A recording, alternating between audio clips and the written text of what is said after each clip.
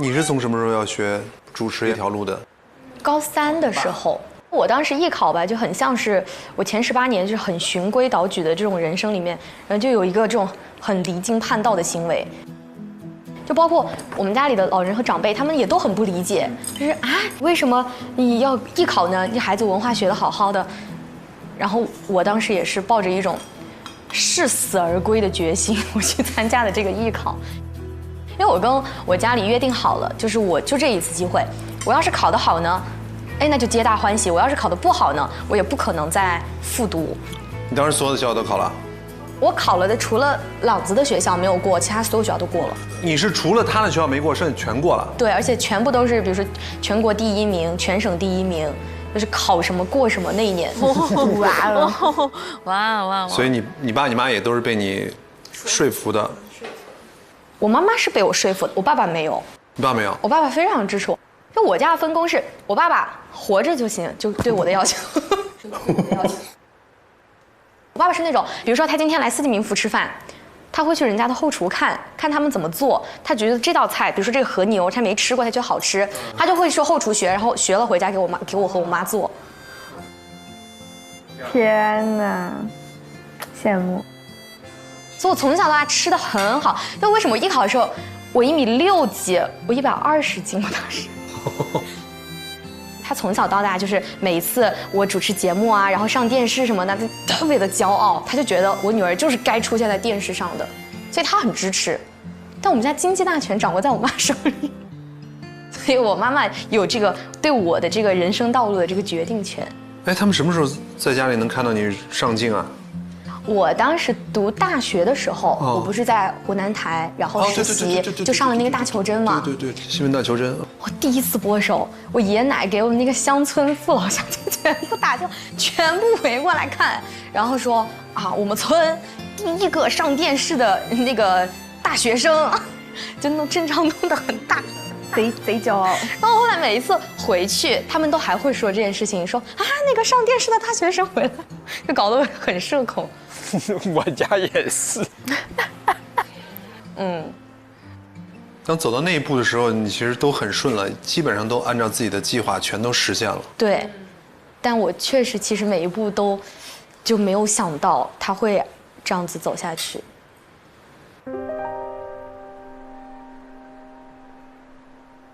你是哪年知道你爸生病了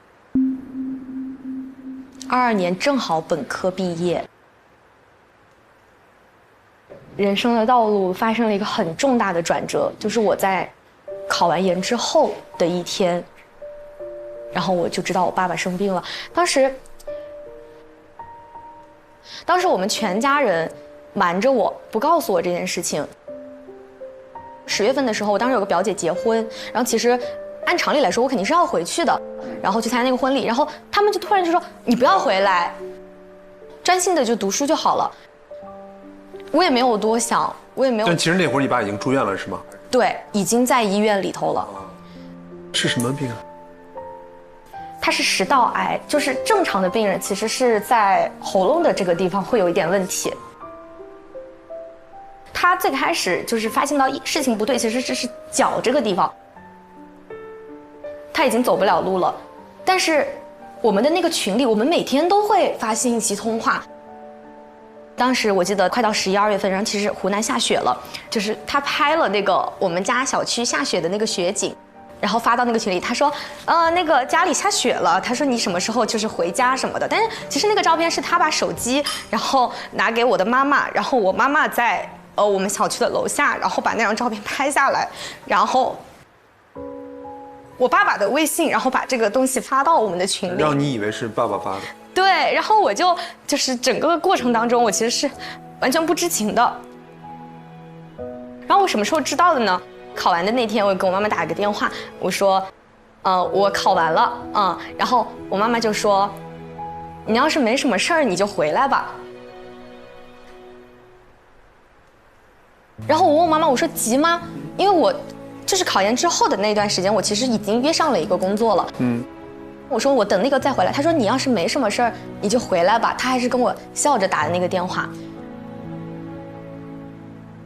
我妈妈就跟我提前说，她说你到了长沙之后，你就不要回家了。他说你就在长沙就好了。我说怎么啦？他说那个你爸爸在那个医院里头。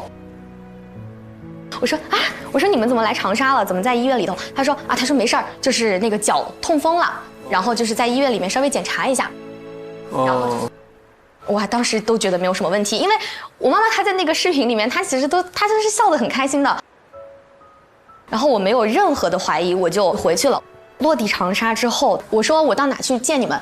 他们说湘雅医院。我妈妈先在医院门口接了我。然后他把我带到了就是一个那种酒店式的公寓里面，然后我就说我都到这了，为什么我不先去见我爸呢？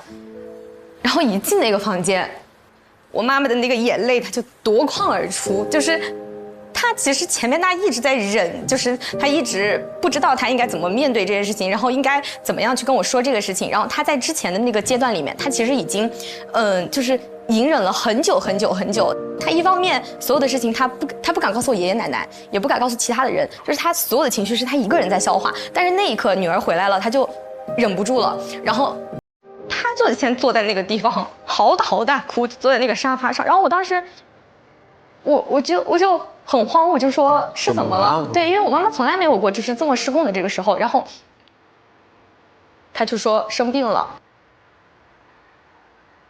是癌症，然后说治不好了，就是很只言片语的说了这几句话之后，然后我俩就坐在那个地上就嚎啕大哭。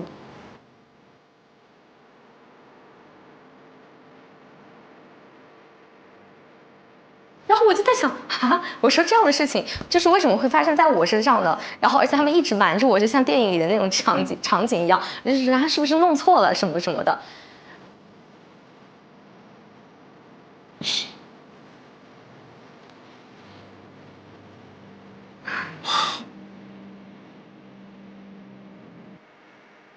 然后到那一刻，我才知道这个事情。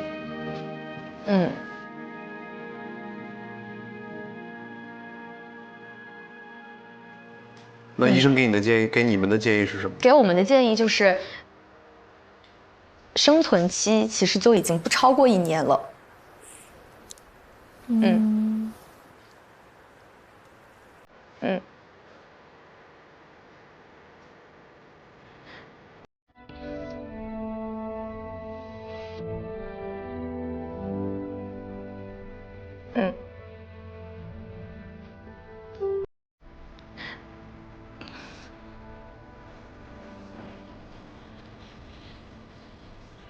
就是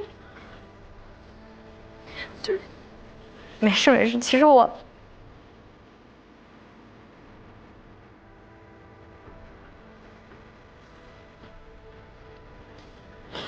稍等一下，不好意思。不好意思。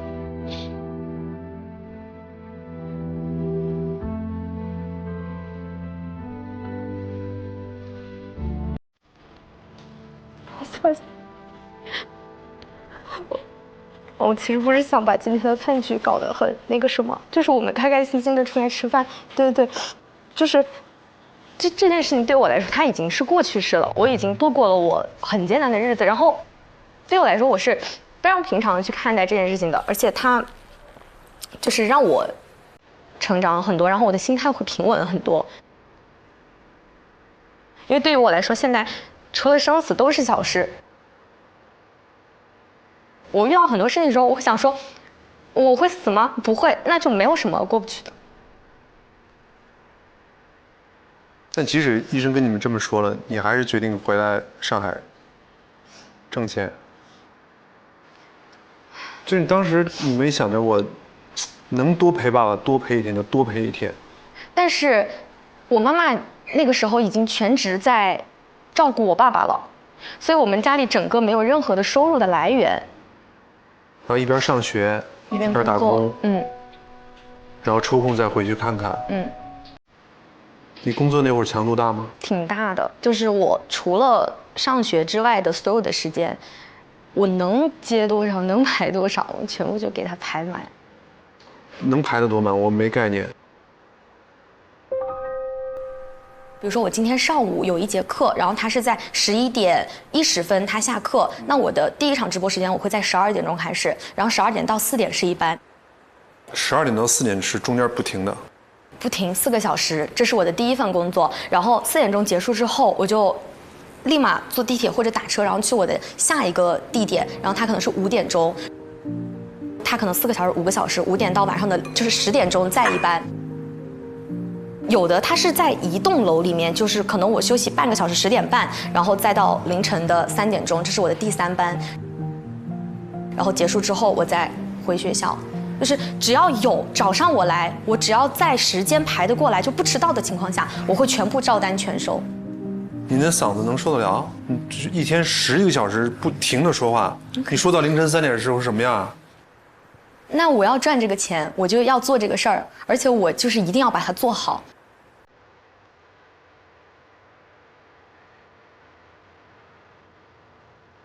以前还是一个小女孩，爸爸妈妈的乖女儿，然后瞬间就变成了一个我要撑起这个家的人，顶梁柱。你很棒。你很棒。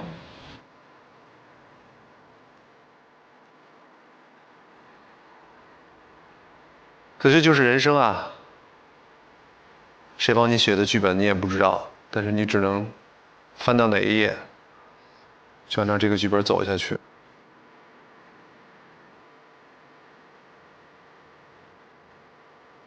但是你爸爸肯定会很为你骄傲的，非常骄傲。